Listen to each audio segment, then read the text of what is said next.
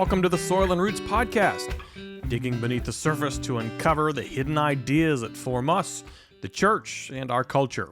I'm Brian Fisher. This is episode 23, Wardens and Wingers. Money, cash, currency, coin, bucks, change, Benjamins, biscuits, scratch, moolah, loot, dough. Money has been at the center of debate, discussion, romance, marriage, divorce, good health, bad health, prosperity, poverty, peace, war, virtue, and vice since the beginning of time. Is there anything so fundamental and so controversial to human life and existence as money? The Bible certainly has a lot to say about money. Some 500 Bible verses mention prayer. There are over 2,000 verses that refer to money. We've arrived at the eighth and final Heartview indicator. And boy, can we tell a whole lot about what's going on in our hearts by looking at how we use and how we view money. Let's do a quick review to get us caught up. This podcast and the organization Soil and Roots are all about journeying together into deep discipleship, and we've explored what it means from a few different angles. It's another term for part of our journey of spiritual formation. If there are 6 stages, we might consider deep discipleship as primarily exploring the last of those 3 stages, the journey inward, the journey outward, and living a life of love.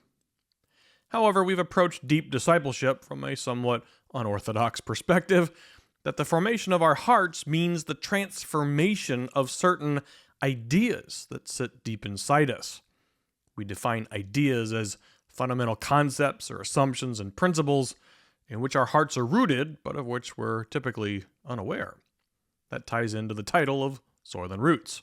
Our roots are our hearts, and they're planted in soil, the ideas that feed and mold our roots.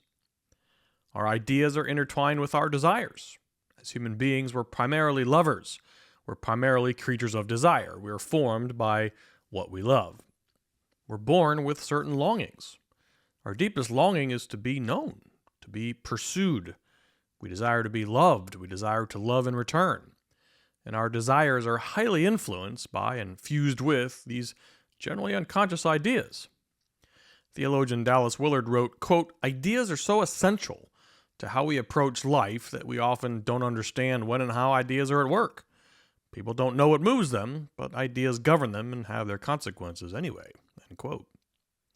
There are 2 big sets of ideas, those from the kingdom of darkness and those from the kingdom of light.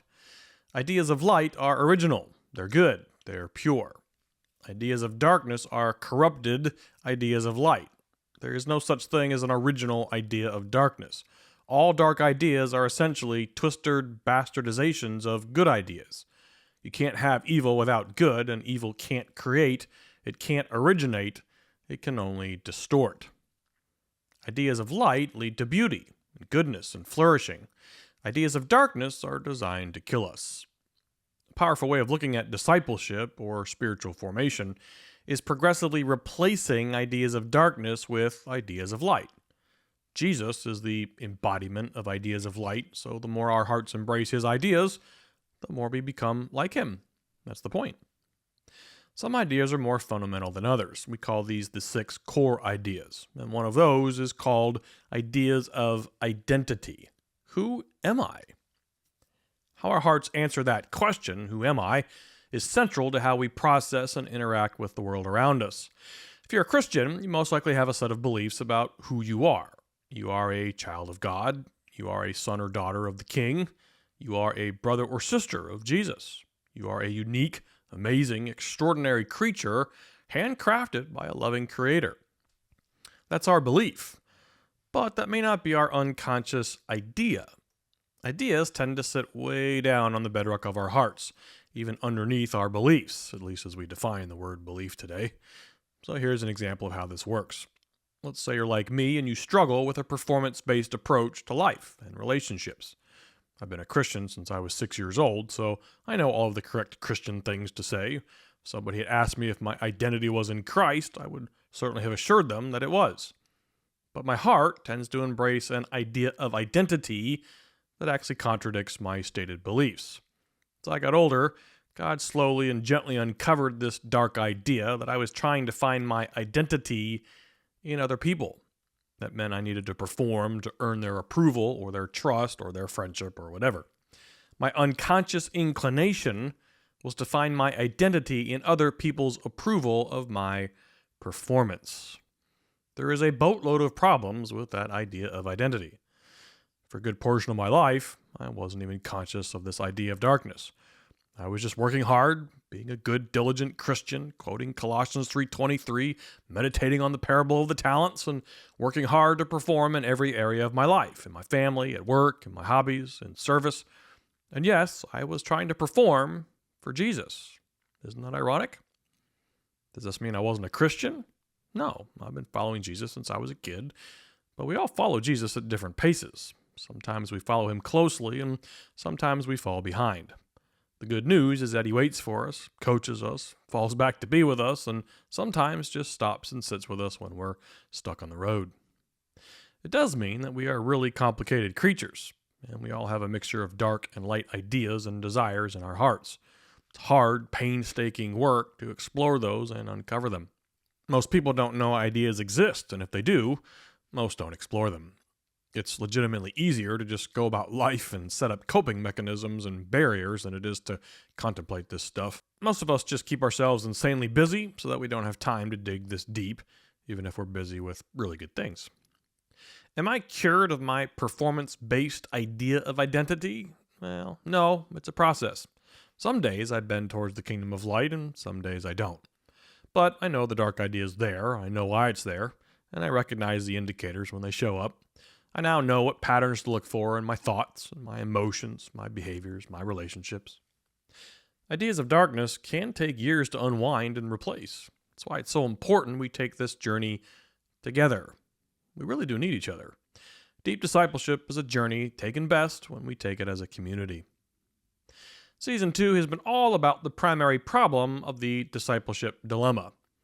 It involves this concept of double knowledge. Our capacity to know Jesus better is interconnected to our willingness to know ourselves better. Knowing our own hearts is tricky business, but essential to deep discipleship, to this spiritual formation. Knowing our hearts means we courageously explore the hidden ideas that power and govern us. But because we live in an era that tends to ignore or downplay our stories as it relates to our discipleship, well, that puts us in the dilemma. And even though we typically aren't conscious of light and dark ideas in our hearts communicate them anyway. God has ingeniously wired us with these indicators that show us these hidden mysteries. The process by which we explore our ideas and desires using these indicators is what I've somewhat lamely termed Heartview. Heartview is not something we engage in by ourselves. We must involve trusted friends, perhaps a spouse or someone who legitimately seeks our goodness, and of course we need God. When we talk about inviting God to help us explore our hearts through this process of Heartview, just remember, He's already there. He's been there, waiting patiently for us to join Him. Our 8 indicators are our thoughts, our emotions, our health, our relationships, our behaviors, our words, and how we use time and money. You can see this represented as a picture on our website, so check out the Heartview image on the resources page at soilandroots.org. Now, I don't obviously have professional experience with all 8 indicators. I'm not a healthcare worker, for example, even though we touched on the indicator of physical, emotional, and mental health. But in my earlier career, I actually was a financial professional. Years ago, I worked in the financial services industry and was what's known as a CFP, a Certified Financial Planner. CFP works with families on all sorts of financial issues like investments, insurance, estate planning, and taxation. I haven't practiced financial planning in years, but I still complete my 30 hours of continuing education credit every 2 years and pay my annual fee to keep the initials. Can't seem to let them go. It was just too much work to get them. Anyhow, when I was in the investment world, I also became certified in a course on biblical stewardship, how we use money according to the principles found in Scripture. So I will hold workshops on how to build a family budget, and I worked with families one-on-one to help them craft a financial plan that worked for their situation. Think of Dave Ramsey before he became the de facto Christian money guru. I was pretty young in my career when I started hosting these budgeting workshops, and I was sure that my education and brilliance would lead family after family to financial freedom through my wisdom and experience crafting God-honoring budgeting plans. But about a year or two into teaching biblical financial principles, I came to a humbling realization. The majority of people who took my classes either never used the budget they had just built, or they tried it for a month or two and then quit. I don't know if Dave Ramsey collects data on such things, but I would be interested to know the percentage of people who buy his books and take his Financial Peace University course who are still on their budgets a year or two later. Based on his website, it seems he has had a lot more success than I did. I came away from the experience teaching a lot of couples how to honor God with their finances, wondering if I was just exemplifying the old adage, you can lead a horse to water, but you can't make him drink. It was the same feeling I had when I sat in a real estate investing course one time, only to discover that the vast majority of people who pay for the education to become real estate investors never actually buy any properties. Man, we love to collect information, but that doesn't mean we love to be formed. Just knowing the truth doesn't mean that the truth will actually form our hearts. At the same time, I had a small book of financial planning clients, and as I learned more about the folks I worked with and taught, I realized I could split people into two basic groups when it came to money matters. I call them wardens and wingers. A warden is someone who clings tightly to money. Money is their prisoner. They love to get it and save it, but they're somewhat reluctant to spend it. They can live in fear of losing it, either now or in the future, so they watch it closely. They invest it wisely, but usually conservatively, and get pretty anxious when the market doesn't go their way, or they have some sort of large, unexpected expense. The amount of money a warden makes isn't really the issue. It's the way they treat the money they make. Tightwad, frugal, penny pincher, these are all terms to describe a usual warden. Wardens can be generous, but they're typically pretty concerned with the return on investment of their charitable giving, and tend to find lots of excuses not to give generously. So they resonate with Bible verses about thriftiness, diversification. Ecclesiastes says, "Divide your portion to 7 or even to 8, for you do not know what misfortune may occur on the earth." Wardens may be mistrustful of friends and relatives who may appear they're trying to take advantage of them. Wardens not only treat money as their prisoner, but they also create a prison for themselves. And then there are the wingers. They wing it. If they want something, they buy it. If they can't afford it, well, they buy it anyway. They wield silver crosses and cloves of garlic if you mention the word budget, and they generally live paycheck to paycheck. And again, it doesn't have to do with the amount of money they make. Wingers can be very generous, even to a fault. They tend to heavily spiritualize their giving. God tells them to give sacrificially, even if they're hawked in credit card debt. They believe in living by faith, which to a winger means they don't or can't control their spending and expect God to reward them with provision anyhow because they're so faithful. When they overspend or overgive, when they survive the next month, they credit God for honoring their faithfulness. They tend to give as freely as they spend without much responsibility or thought. The winger steers clear of Bible verses about discipline, delayed gratification, and stewardship, and they focus on verses about God's grace, His overflowing abundance, and His lavish love for us. For some reason, wardens and wingers tend to marry each other. Jessica and I joke that as good Christians, we've never fought. Instead, we have, quote, intense moments of fellowship, end quote. When wardens and wingers marry each other, they become very well acquainted with frequent, long, and painful, intense moments of fellowship. On the extreme ends of these two types of people, we see some deeply harmful dysfunction. A warden can become a hoarder, plagued by anxiety, fear, suspicion. The winger can turn into a gambler, an irresponsible entrepreneur, or someone who exhibits very high-risk behaviors. But most of the time, wardens and wingers look like everyday Christians, even though deep down in their hearts, they're struggling with some pretty common dark ideas and desires. Not everyone is a full-blown warden or winger, of course, but most of us tend in one direction or the other. If you're not sure, just ask your spouse or close friend. There's a high probability they will quickly tell you whether you treat money like your prisoner or your liberation.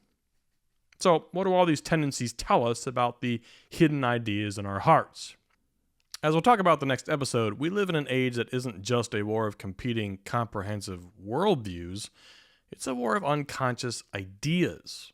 ideas like identity, power, and purpose. And money presents an incredible incentive for us to embrace ideas of darkness because of the power and the security that money represents. And ironically, the Warden and Winger both struggle with similar dark ideas, even though how they treat money ends up looking differently. It's not wrong to have a lot of money, and lots of Westerners have lots of money. But as with basically everything we explore on Soil and Roots, we need to look carefully at what we really desire and what we truly love. Back in the day, I counseled several Wardens and Wingers, and here's how this plays out. To the Warden, money represents control, security, power. And like most people, the Warden desires those things. Well, why does the Warden desire control, security, and power? Because those are things that have been taken away from them at some point in their lives. It's not necessarily the money that's been stolen from them, but other things have been stolen from them. Their value, their purpose, their identity. In many cases, their deepest desire to be known, to be seen, to be wanted by someone, that desire went unfulfilled, or they were abandoned or betrayed at some point. Someone who longs to be known and is instead rejected becomes understandably angry. That doesn't mean they rant and rave around the house. It means they yearn for control. Their heart doesn't want to keep hurting, so to protect itself, it seeks things it can control. The Warden unconsciously assumes that by controlling something, anything, she can keep herself from harm. Controlling behavior is almost always associated with anger and rage, and it shows up in money habits all the time. Now, why? Because money is an incredibly accessible, easy, powerful thing to control. We all know what it represents, especially in Christian communities. Money supposedly means God has blessed you. If you're financially successful, people look up to you. They give you respect and honor. If you're wealthy, you're invited to corporate boards and church governing bodies. You're asked to speak, to give advice. It's assumed you must be wise since you're so good at business and have made so much money. Somewhat ironic how Christians tend to honor and esteem wealthy people. Considering Jesus was clear, it's pretty hard for wealthy people to enter the kingdom of heaven. It's the whole camel through the eye of the needle thing. And the wisest man who ever walked the earth spent his 3 years in ministry a pauper and died penniless. The second wisest man, Solomon, was ridiculously wealthy. Well, where did that get him? A whole lot of trouble. All that money and power ruined him and resulted in the nation of Israel splitting not too long after it was finally unified.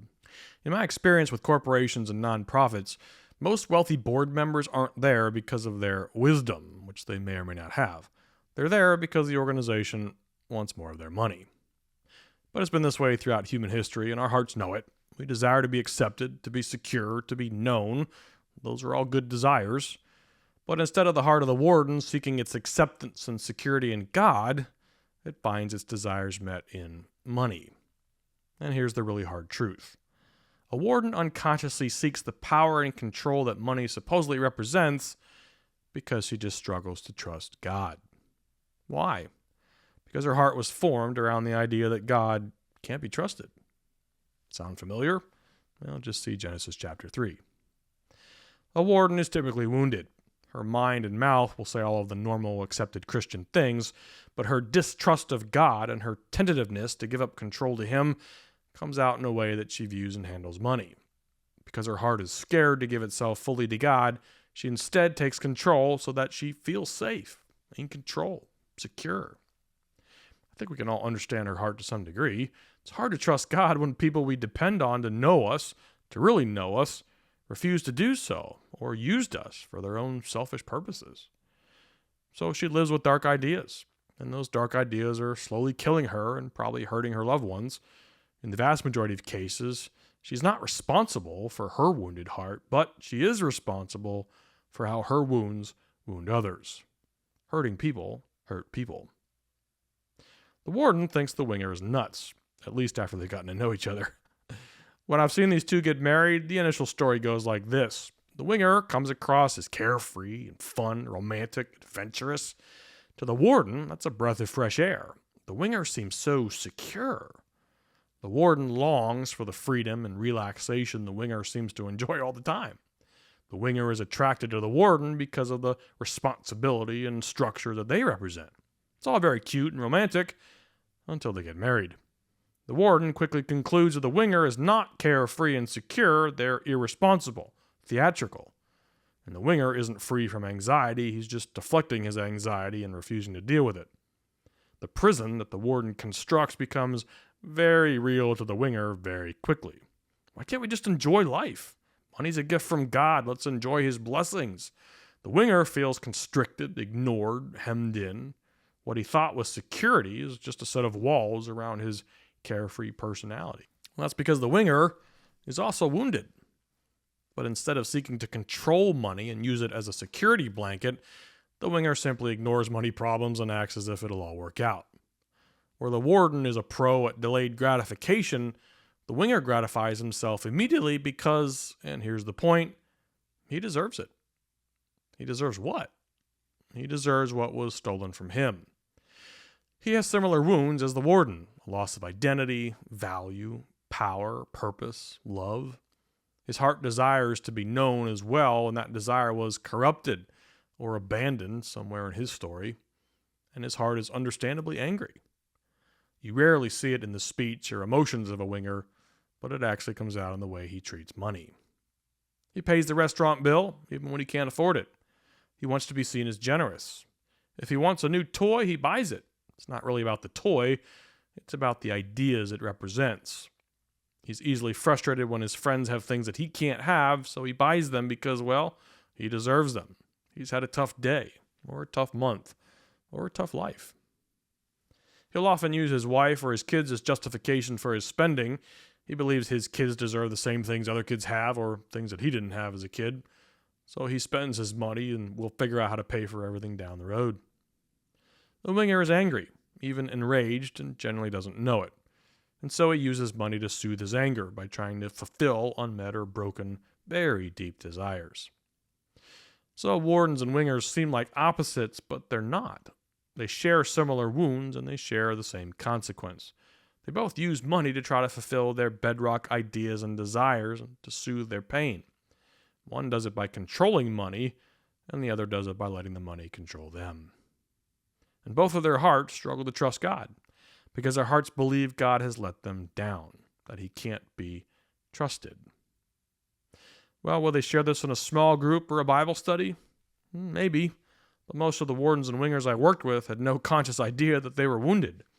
They thought a good budget or a financial plan would cure their money challenges. That's like treating heart disease with a Band-Aid.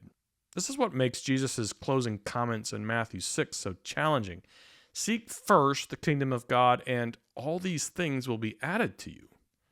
By all these things, he means the items he referenced earlier on in the chapter. Food, drink, clothing, the necessities of life that money buys for us. This is hard to do. It's easy to quote, it's easy to preach, it's even easy to sing, but it's really difficult for most of us to seek the kingdom and trust God's going to provide. Remember our 3-step Heartview process back in episode 14. These 3 words: uncover, determine, and then immerse. So number 1, we use our Heartview indicators to uncover the hidden ideas in our hearts. Step 2, we determine whether those ideas are light or dark. And based on what we learn, we 3, immerse ourselves in cultures that are intentionally designed to transform those dark ideas into light. We all have some warden and winger tendencies in the way we handle money, and we all use money to soothe us to some extent. Whether it's retail therapy or checking our investment balance every day to make sure it's going up, the reason Jesus talked about money so often is because it's such an easy substitute for him. But if we discover through our talks with God and trusted friends that we are wardens or wingers more often than not, what do? We courageously explore our soil and roots, our hearts, our stories, and the deeply embedded ideas that form them. It does require us understanding our history. If our deepest desire is to be known, to be accepted, to be loved, and to know that someone will be there for us, someone to be attuned to us, at what point in your story was that desire broken, abandoned, or damaged by someone who was supposed to care for you and to mold your heart towards health and wholeness? Maybe it was a parent or a caregiver, maybe a brother or sister, maybe a mentor or a friend or spouse. Maybe your heart was malformed decades ago, or maybe it's going on right now. So this word uncover, Be with God and trusted friends to help you understand your story by looking at your money patterns. What about determine? If you conclude you are a warden or a winger, which core ideas are dark? Despite repeating all the appropriate Bible verses, does your heart struggle to accept that you truly are a son or daughter of God because you transpose your very valid earthly experience onto your Heavenly Father? We do this all the time. Naming those dark ideas is essential. It takes a lot of time and a lot of conversations to unpack, but it's necessary. And that's why we immerse in step 3. We need a community around us to treat us in ways that transform our bad ideas. They need to be reversed through relationship. I've certainly witnessed wardens and wingers change their money habits. I've seen wardens loosen up. They remain responsible, usually savvy investors and stewards of their money, but they don't depend on their money to soothe their anger and their pain. Money is their tool, not their prisoner. I've seen wingers adapt to budgets and move towards responsible money management and experience the joy of doing it. Not because of a course or a training program, but because of a healed heart. Money is their tool, not their liberator. Let's just remember that money is the indicator, not the problem. The process of uncovering ideas, determining whether they're light or dark, and replacing dark ideas with light, what we call discipleship, it's a journey of time, intimacy, community, habit, and instruction. It doesn't happen overnight. It doesn't happen because of a one-time experience.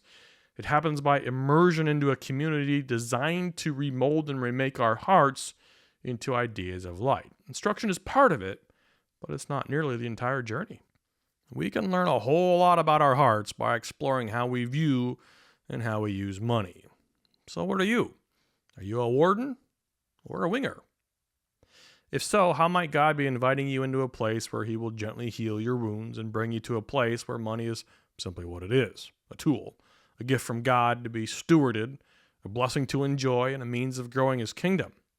His kingdom that he invites us to seek first above everything else for our benefit and for the benefit of the world around us. Thanks for listening. For more information on Soil and Roots, check out our website at soilandroots.org. And if you'd like to drop us an email, you can do so at fish@soilandroots.org. And we'll see you next time.